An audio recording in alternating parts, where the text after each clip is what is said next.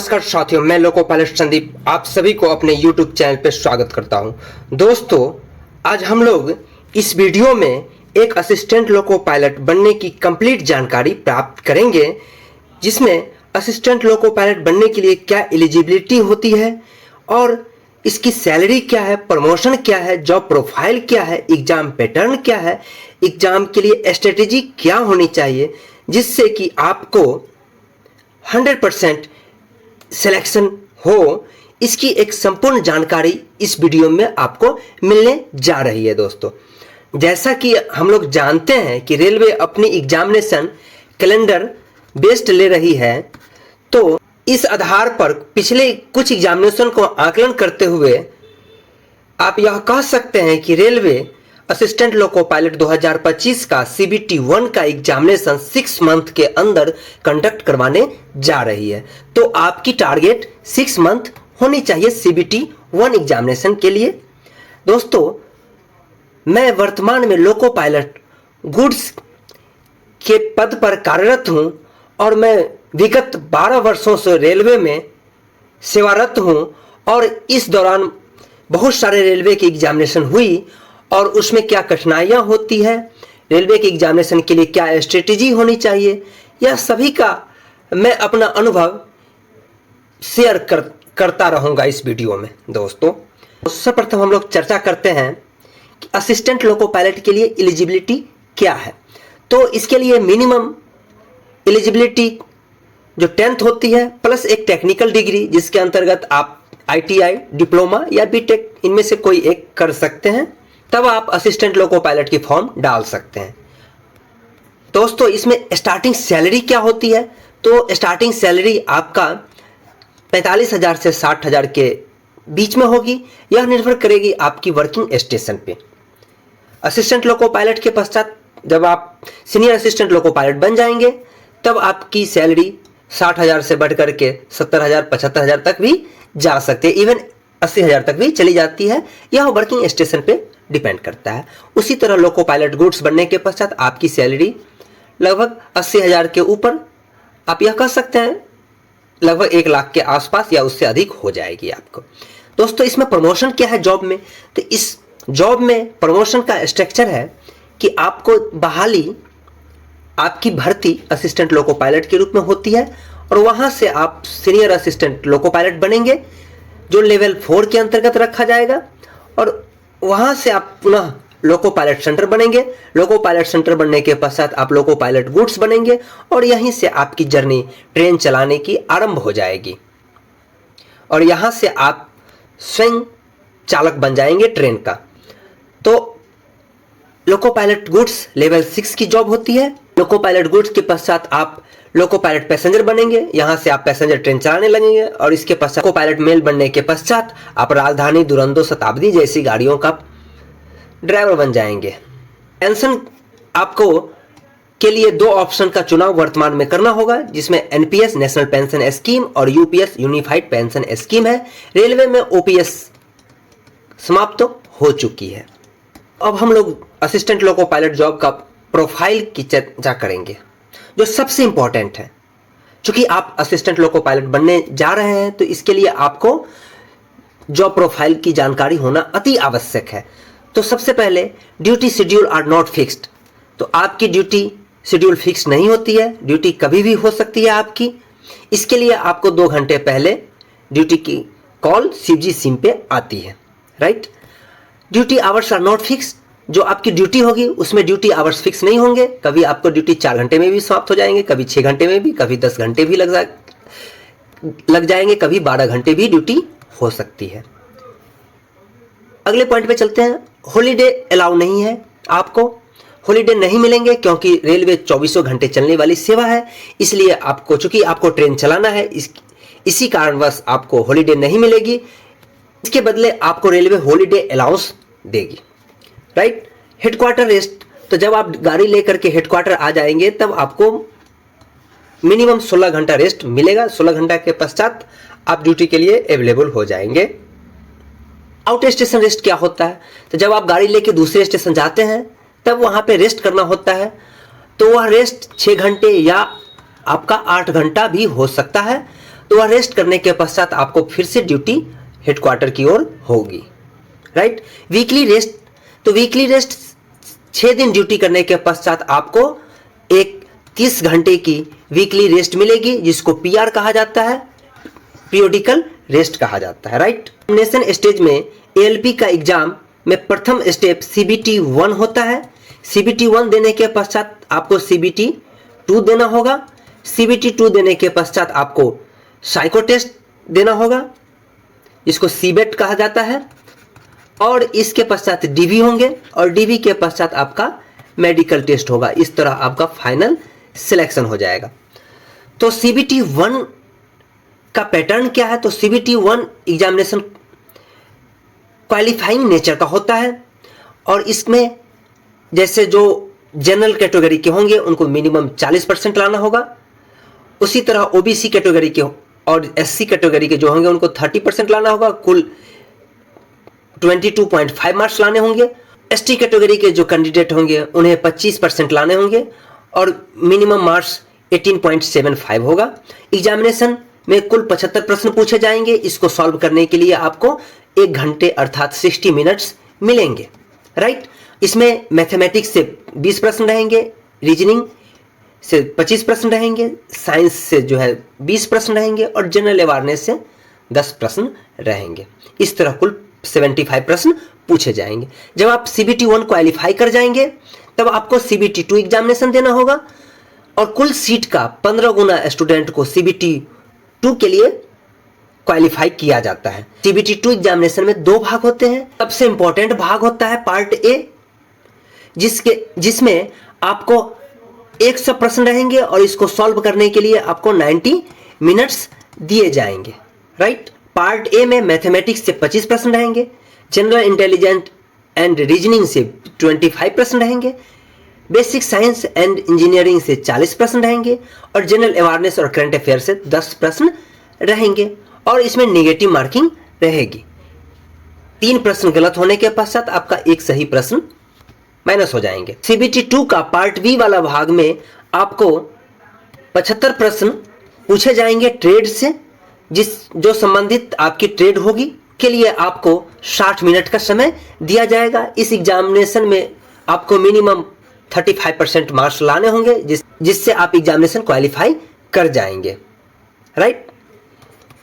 CBT 2 qualify करने के पश्चात कुल वैकेंसी के 8 गुने कैंडिडेट को साइको टेस्ट के लिए कॉल किया जाएगा। साइको टेस्ट मानसिक टेस्ट होता है, जिसके बारे में हम लोग आगे जानेंगे। साइको टेस्ट के पश्चात आपकी फाइनल मेरिट बनेगी, और फाइनल मेरिट बनने के पश्चात डॉक्यूमेंट वेरिफिकेशन होगा।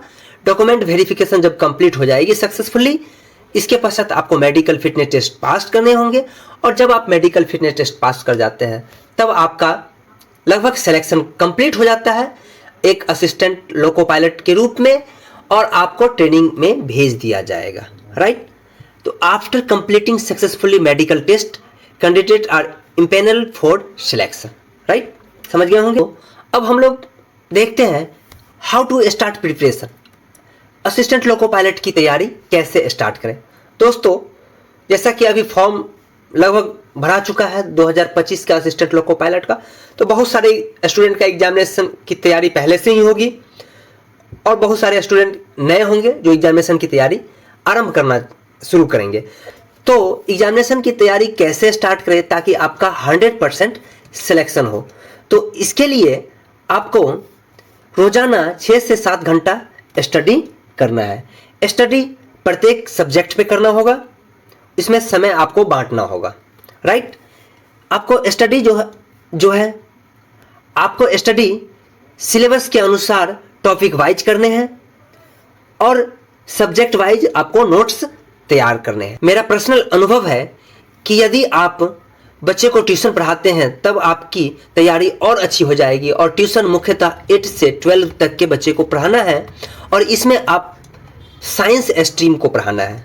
साइंस सब्जेक्ट को जब आप पढ़ाते हैं तब आपकी तैयारी और भी बहुत अच्छे हो जाएंगे। और साथ में दोस्तों, ज़्यादा प्रेशर लेके पढ़ना नहीं है, आपको पढ़ाई के साथ साथ मनोरंजन की जो भी साधने हैं आपको इंटरटेनमेंट करते रहना है, और साथ में पढ़ाई करते रहना। ऐसा नहीं कि एकदम बर्डन लेके पढ़ना है।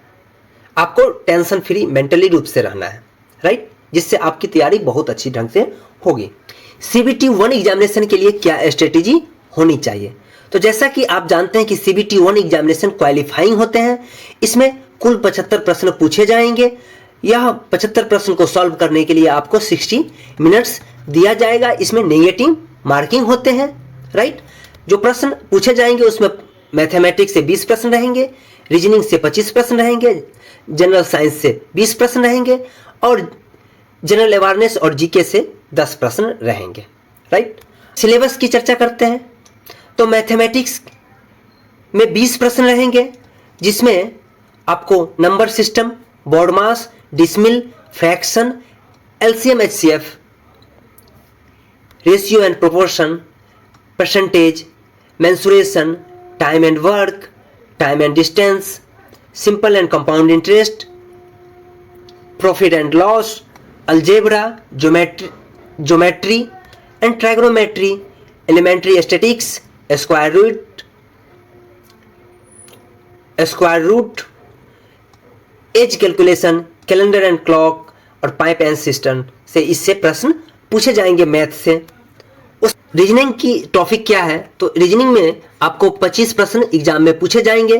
तो रीजनिंग के लिए आपका टॉपिक है analog, alphabetical and number series, code and decoding, mathematical operation, relationship, syllogism, jumbling, Venn diagram, data interpretation and sufficiency, conclusion and decision making, similarities and differences, analytical reasoning, classification, direction, statement, arguments and assumption. सभी से प्रश्न reasoning में पूछे जाएंगे, जो 25 प्रश्न रहेंगे।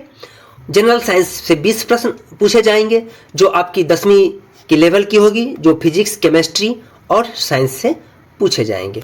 उसी तरह जनरल अवेयरनेस से 10 प्रश्न पूछे जाएंगे, जिसमें करंट अफेयर और मिसलेनियस से प्रश्न रहेंगे। मिसलेनियस में science, technology, sports, cultural, personalities, economics, politics and other subject of importance, इससे प्रश्न रहेंगे, राइट। अब दोस्तों CBT 1 के लिए क्या स्ट्रेटेजी फॉलो करना है आपको? तो CBT 1 एग्जामिनेशन चूंकि क्वालिफाइंग नेचर है, लेकिन यदि आप CBT 1 एग्जामिनेशन की तैयारी अच्छे से करते हैं तो CBT 2 में आपको फायदा अधिक होंगे। इसलिए CBT 1 की एग्जामिनेशन की स्टडी आप कोचिंग, यूट्यूब या ग्रुप डिस्कशन इनमें से किसी एक से कर सकते हैं। आपको किसी एक ही स्रोत का चुनाव करना है, क्योंकि बहुत सारे स्टूडेंट होते हैं जो कभी कोचिंग पढ़ते हैं तो 2 महीने के पश्चात यूट्यूब से क्लास स्टार्ट कर देते हैं, फिर कुछ दिनों के पश्चात वह ग्रुप डिस्कशन करने लगते हैं, जिससे उनकी तैयारी कंप्लीट नहीं हो पाती है। इसलिए आपको किसी एक ही माध्यम का चुनाव करना है, राइट। प्रत्येक सेक्शन में आपको डेली स्टडी करना है 1 से 2 घंटा, राइट। करंट अफेयर्स में अधिकतम आपको 30 मिनट देना है, अर्थात यह कह सकते हैं कि करंट अफेयर जो है आपको नाश्ता की तरह स्टडी करना है, राइट। शुरुआत में PYQ, previous year question, mock test सप्ताह में 1 दिन करें और रॉन्ग क्वेश्चंस को एनालाइज जरूर करें। तो आपको प्रीवियस ईयर क्वेश्चन या मॉक टेस्ट जरूर करना है सप्ताह में 1 दिन शुरुआत में, क्योंकि उस समय आपकी तैयारी कंप्लीट सिलेबस के अनुसार कवर नहीं रहेगी। जब आपको 3 महीने की तैयारी हो जाएगी, इसके पश्चात आपको PYQ या मॉक टेस्ट प्रत्येक दिन देना है और उसके रॉन्ग क्वेश्चन का एनालाइज जरूर करना है, राइट। और मॉक टेस्ट देने के दौरान आपको समय का पालन करना है, राइट। स्टडी के दौरान आपको सही बुक का चयन करना है, राइट। आगे दोस्तों ट्रेड का स्टडी जरूर करना है, क्योंकि आगे की जर्नी में यह बहुत बड़ा रोल अदा करेगा। यदि आप स्टार्टिंग से ट्रेड नहीं पढ़ते हैं तो यह आपकी सबसे बड़ी गलती रहेगी। पिछले जितनी भी एग्जामिनेशन हुई है उसमें देखा गया है कि ट्रेड में अधिकतम बच्चे फेल करते हैं CBT 2 में। चूंकि यदि आप ट्रेड क्वालिफाई नहीं कर पाते हैं तो आपकी CBT 2 के पार्ट A में कितने भी मार्क्स हो, कुछ बच्चे ऐसे भी होते हैं जो 90% मार्क्स भी लाते हैं और ट्रेड में डिस्क्वालीफाई हो जाते हैं, तब आपकी कॉपी ही नहीं चेक होगी वहाँ पे।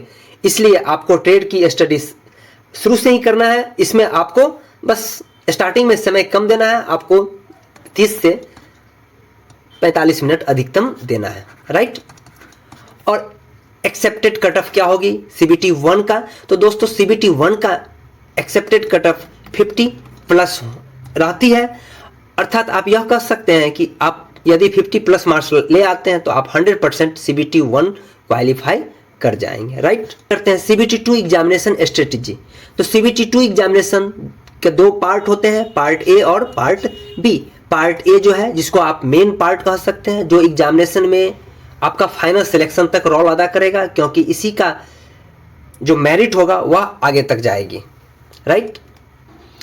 तो पार्ट ए में आपको प्रश्न जो रहेंगे वह मैथमेटिक्स से 25 प्रश्न रहेंगे, intelligence, general intelligence and reasoning से 25 प्रश्न रहेंगे, basic science and engineering drawing से 40 प्रश्न रहेंगे, और जनरल अवेयरनेस और करंट अफेयर से 10 प्रश्न रहेंगे। CBT 2 एग्जामिनेशन का टॉपिक CBT 1 से थोड़ा अलग है। इसमें मैथमेटिक्स लगभग ऑलमोस्ट सेम होता है और रीजनिंग भी ऑलमोस्ट सेम होता है, इसलिए आपको मैथ और रीजनिंग की तैयारी अलग से नहीं करनी पड़ेगी। तो CBT 2 में आपको मैथ और रीजनिंग बेस्ड रिवीजन करना है। अधिकतम आपको किस पे ध्यान देना है? रिवीजन पे ध्यान देना है, right. Basic science and engineering drawing जो होती है, इससे 40 प्रश्न पूछे जाते हैं, जो CBT 2 का इंपॉर्टेंट पार्ट्स हैं।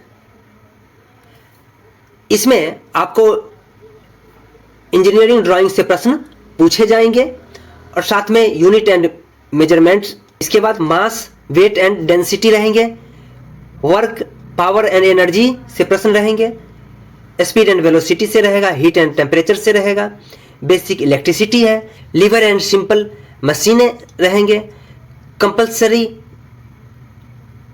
ऑक्यूपेशनल सेफ्टी एंड हेल्थ से प्रश्न रहेंगे, एनवायरमेंटल एजुकेशन से रहेंगे, और IT लिटरेसी अर्थात कंप्यूटर से प्रश्न रहेंगे। दोस्तों यदि आप ट्यूशन लेते रहेंगे तब आपकी यह जो भाग रहेंगे 11th और 12th अगर पढ़ाते हैं तब यह भाग इजी वे में आपका कवर हो जाएगा, राइट। जनरल अवेयरनेस से 10 प्रश्न रहेंगे जो आपका लगभग CBT 1 में कवर रहेंगे। इसमें आपको करंट अफेयर्स पे ध्यान देना है अधिक, और साथ में मिसलेनियस में science, technology, sports, culture, personalities, economic, politics and other subject of importance को अध्ययन करना होगा, राइट। पार्ट बी में दोस्तों, यह पार्ट बी आपका ट्रेड से रहेंगे, और यह सिर्फ क्वालिफाइंग होता है, लेकिन यह सबसे अधिक स्टूडेंटों को नुकसान पहुंचाता है, क्योंकि मैक्सिमम स्टूडेंट जो होते हैं यह इसी भाग में फेल कर जाते हैं। इसलिए आपको CBT 2 में पार्ट बी पे अधिक ध्यान देना है। इसमें 75 प्रश्न रहेंगे। प्रश्न आपके ट्रेड से पूछे जाएंगे और इसको सॉल्व करने के लिए 60 मिनट दिया जाएगा आपको। इसलिए आप यह कह सकते हैं कि CBT 2 एग्जामिनेशन का सबसे इंपॉर्टेंट भाग पार्ट बी है, राइट, जिसका सिलेबस आपको WGT-government.in के वेबसाइट पे मिल जाएगी। संबंधित ट्रेड का जो डायरेक्टरेट जनरल ऑफ ट्रेनिंग होते हैं, राइट, वहां से जाकर के आप सिलेबस देख सकते हैं अपने संबंधित ट्रेड का, राइट। आपकी स्टडी जो है कोचिंग, यूट्यूब या ग्रुप डिस्कशन, इनमें से किसी एक से करना है, और आपको प्रत्येक दिन मॉक टेस्ट करना है, और साथ में रॉन्ग क्वेश्चन को जरूर एनालाइज करना है। और मॉक टेस्ट में हमेशा आपको जो समय रहेगी उससे कम समय में ही सॉल्व करना है, क्योंकि यह देखा गया है कि मैक्सिमम स्टूडेंट ऐसे भी होते हैं जो एग्जामिनेशन के पश्चात यह कहते हुए पाए जाते हैं कि मेरा क्वेश्चन ही छूट गया है। इसलिए इस तरह की गलती आपको नहीं करनी है। इसके लिए आपको हमेशा स्पीड अर्थात टाइम मैनेजमेंट पे भी ध्यान देना है, राइट। और साथ में आप जो सेल्फ नोट्स बना चुके हैं CBT 1 का, उसका स्टडी करना है और ट्रेड पर अधिक फोकस करना है, राइट। और इसके लिए आपको सही बुक का चयन करना है। इससे संबंधित नेक्स्ट वीडियो में हम लोग चर्चा करेंगे। और साथ में दोस्तों आप जरूर हमारे चैनल को सब्सक्राइब करें, ताकि आपको इस तरह की इंफॉर्मेटिव वीडियो मिलती रहेगी और मुझे भी प्रोत्साहन मिलेगा, ताकि आपके लिए अच्छे से अच्छे वीडियो दे सकूं। और एक्सेप्टेड कट ऑफ क्या होता है CBT 2 का, तो 20 प्लस स्कोर करना होगा, तब आप यह कह सकते हैं कि आप CBT 2 क्वालिफाई कर जाएंगे, पास कर जाएंगे, राइट। जब आप CBT 2 पास कर जाएंगे तब आपको साइको टेस्ट देना होगा। साइको टेस्ट के बारे में बहुत सारे स्टूडेंट नहीं जानते हैं। तो दोस्तों, साइको टेस्ट एक मेंटल एबिलिटी टेस्ट होता है जो रेलवे मुख्यतः ALP और स्टेशन मास्टर के पोस्ट के लिए कंडक्ट करती है, क्योंकि यह दोनों बहुत ही सेंसिटिव पोस्ट होता है और यह डायरेक्टली ट्रेन ऑपरेशन से जुड़ा होता है। इसलिए असिस्टेंट लोको पायलट पोस्ट में साइको टेस्ट लिया जाता है, जो बहुत ही इजी होता है दोस्तों। इसमें आपको याद नहीं करना होता है, इसमें सिर्फ आपको प्रैक्टिस करना होता है। यदि आप अधिक से अधिक प्रैक्टिस करेंगे तब आपके साइको टेस्ट आसानी से निकल जाएंगे। इसमें नेगेटिव मार्किंग नहीं होता है। इसका सिलेबस RDSO के गाइडलाइन के अनुसार दिया जाता है, जो आपको एग्जाम से पहले RDSO अपने वेबसाइट पे दे देती है। साइको टेस्ट में 5 प्रकार के प्रश्न पूछे जाते हैं। पहला प्रश्न आपका मेमोरी टेस्ट रहता है, दूसरा आपका रहता है डायरेक्शन टेस्ट रहता है, तीसरा आपका डेप्थ परसेप्शन टेस्ट रहता है, चौथा आपका पावर ऑफ ऑब्जर्वेशन टेस्ट रहता है, पांचवा आपका स्पीड टेस्ट रहता है, राइट, जिसके बारे में हम लोग दूसरे वीडियो में चर्चा करेंगे। और इसमें आपको प्रत्येक टेस्ट क्वालिफाई करने होते हैं, राइट। और साथ में आपका यह जो टेस्ट, आपका साइको टेस्ट में जितने मार्क्स आएंगे उसका 30% मार्क्स का वेटेज दिया जाएगा फाइनल मेरिट में। इसलिए आपको साइको टेस्ट की भी तैयारी अच्छे से करना है और इसमें इसका एग्जाम का प्रैक्टिस सिलेबस के अनुसार करना होगा आपको, जिसके बारे में हम लोग आगे देखेंगे दूसरे वीडियो में। जब आप साइको टेस्ट देंगे उस दौरान आपको टाइम मैनेजमेंट और रॉन्ग क्वेश्चन को कम करना है, इस चीज पर ध्यान रखना होगा, राइट। और साइको टेस्ट के दौरान आपको कलर विजन सर्टिफिकेट लाना अनिवार्य होगा और यह कलर विजन सर्टिफिकेट का फॉर्मेट आपको वीडियो के डिस्क्रिप्शन लिंक में मिल जाएगी, जहां से आप इसे देख सकते हैं, राइट। डॉक्यूमेंट वेरिफिकेशन, अगला स्टेप डॉक्यूमेंट वेरिफिकेशन है। डॉक्यूमेंट वेरिफिकेशन में दोस्तों आपको ध्यान रखना है कि आपको सभी ओरिजिनल डॉक्यूमेंट्स लाने होंगे और इसमें जो वैकेंसी आई थी उसमें जो लास्ट डेट दिया गया था डॉक्यूमेंट्स का, उससे पहले की डॉक्यूमेंट्स होनी चाहिए, उसके बाद की आपकी कोई भी क्वालिफिकेशन नहीं होना चाहिए। यदि आपकी उसके बाद का कोई रिजल्ट रहेगा तब आपका वहीं से सिलेक्शन का प्रोसेस समाप्त हो जाएगा। और साथ में आपको प्रत्येक डॉक्यूमेंट्स का जीरोक्स कॉपी भी लाना है और यदि कोई स्पेलिंग मिस्टेक हो तो उस स्थिति में आपको कोर्ट से एफिडेविट बनवा के लाना होगा। डॉक्यूमेंट वेरिफिकेशन के पश्चात आपको मेडिकल टेस्ट के लिए भेजा जाएगा। मेडिकल टेस्ट जो रेलवे का सबसे इंपॉर्टेंट होता है असिस्टेंट लोको पायलट के लिए, वह है A1 स्टैंडर्ड। इससे ऊपर कोई स्टैंडर्ड होती नहीं है मेडिकल टेस्ट का रेलवे में। मेडिकल टेस्ट जब होगी उस दौरान आपका कलर ब्लाइंडनेस का चेक किया जाएगा और साथ में यह देखा जाएगा कि आपके शरीर में तो कोई मेजर डिफेक्ट तो नहीं है। साथ में ब्लड टेस्ट, आपका शुगर टेस्ट, ECG और मुख्य रूप से आपका आंख का टेस्ट जरूर किया जाएगा और इसमें 6/6 आई होना अत्यंत ही आवश्यक है, वह भी बिना ग्लास का, बिना चश्मे का, राइट। जब आप मेडिकल टेस्ट क्वालिफाई कर जाते हैं इसके पश्चात आप फाइनली सिलेक्टेड हो जाएंगे असिस्टेंट लोको पायलट के रूप में। तो इस तरह आपको इस वीडियो में कंप्लीट जानकारी, अर्थात आप यह कह सकते हैं कि एक असिस्टेंट लोको पायलट बनने के लिए 0 से फाइनल सिलेक्शन तक की संपूर्ण जानकारी आपको प्राप्त हो गई है। और इस तरह की जानकारी के लिए आप हमारे चैनल को जरूर सब्सक्राइब करें और मिलते हैं आप सभी से दूसरे वीडियो में। थैंक यू आप सभी को वीडियो देखने के लिए।